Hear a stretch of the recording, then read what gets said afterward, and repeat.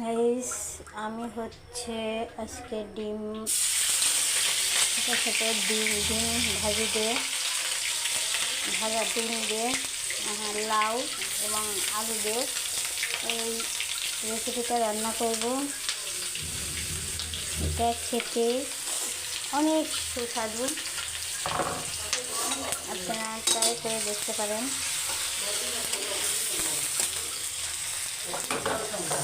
দেখছেন আমি হচ্ছে একটু আঁচটা কমে এসেছি।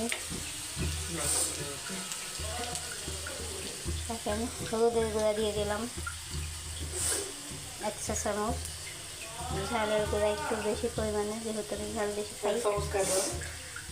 এটা হচ্ছে ধনিয়ার গুঁড়া, এটা হচ্ছে জিরার গুঁড়া দিয়ে দিয়েছি। এবার এটা সুন্দর করে আমি একটু কষিয়ে নেব মশলাটা। একটু পানি দিয়ে দিলাম, নাহলে আমার মশলাটা আসলে পুড়ে যেতে পারে।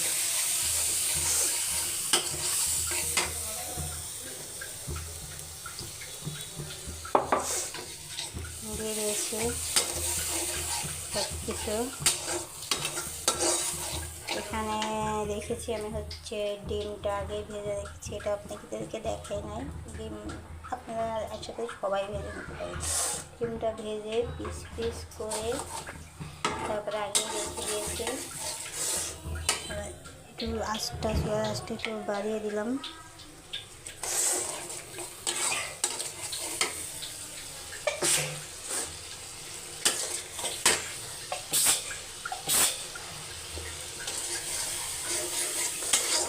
মশলার একটা গ্রান বের হচ্ছে, যার কারণে আমার ভাজিটা হচ্ছে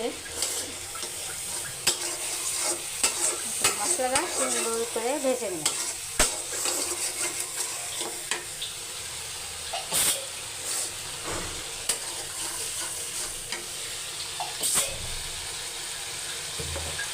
এবার আমি হচ্ছে লাউটা আর আলু আগে কেটে রেখেছিলাম, এখন আমি এটা এর মধ্যে দিয়ে দেবো।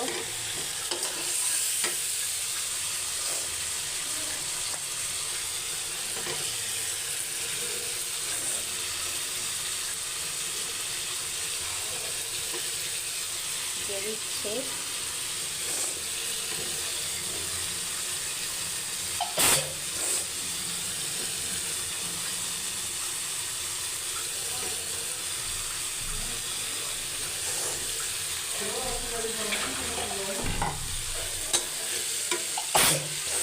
এবার এটা আমি সুন্দরভাবে কষাবো।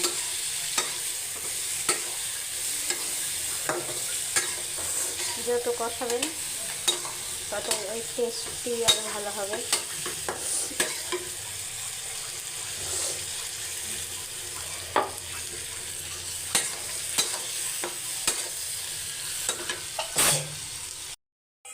দেখেন আমি কি সুন্দর করে এটা কষিয়ে নিচ্ছি। এটা আসলে যতটা সুন্দর করে আপনি কষাবেন ততই আপনার স্বাদটা বেড়ে যাবে।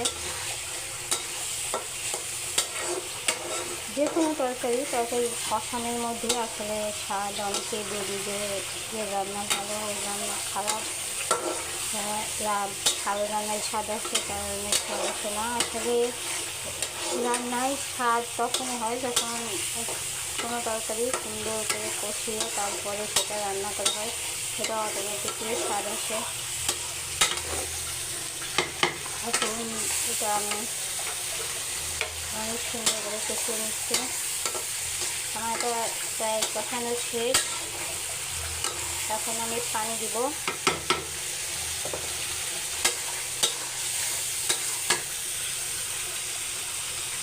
আলু আর কপিটা অনেক সুন্দর করে দেখেন মিশে দিয়েছে।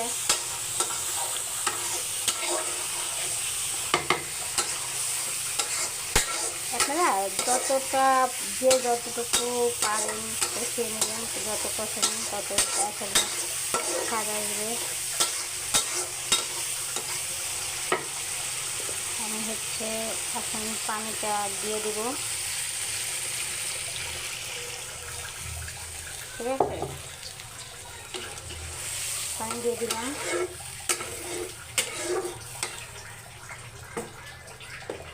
তারপরে যেটা রেখেছিলাম ডিম ভাজি পিস পিস করে কেটে রেখেছিলাম সেটা এখন দিয়ে দেবো।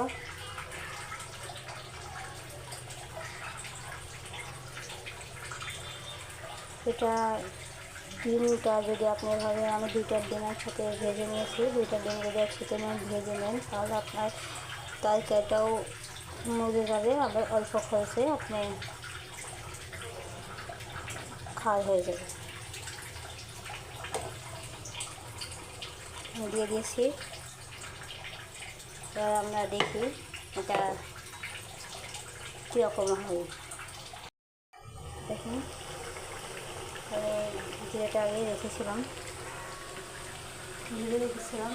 এটা এখন দিয়ে দিচ্ছি। কারণ তরকারিটা এখন নামাবো একটু পরে। তো নামানোর আগে ভাজা জিরাটা যদি দিয়ে দেন তরকারি এত টেস্টি হয় এটা আসলে আমার কথা না শুনে। দেখতেই পাচ্ছেন আমার তরকারিটা দেখতে কীরকম হয়েছে, দেখেন অনেক স্বাদ লাগবে। বিশ্বাস নয়, আপনারা একটু করে বাসায় রান্না করে খেয়ে তারপর আমাকে বলবেন যে আপু আপনি সত্যি কথা বলেন নাই। এই একটা ডিম বা 2টা ডিম দিয়েই এত সুন্দর একটা রেসিপি তৈরি করা সম্ভব। এটা খরচও কমলো আর আমার তরকারিটাও হয়ে গেল। আমি ঝোল রাখতে পছন্দ করি না, এই জন্য আমি ঝোল বেশি রাখবো না, আমি শুকিয়ে নিচ্ছি। আপনারা যদি ঝোল বেশি খেতে চান তাহলে বেশি করে রাখতে পারেন, সমস্যা নেই। ভাজা জিরাটা দিয়ে দিয়েছি, এখন কালারটা অনেক সুন্দর আসছে, তরকারিটা খেতেও অনেক দারুণ লাগবে।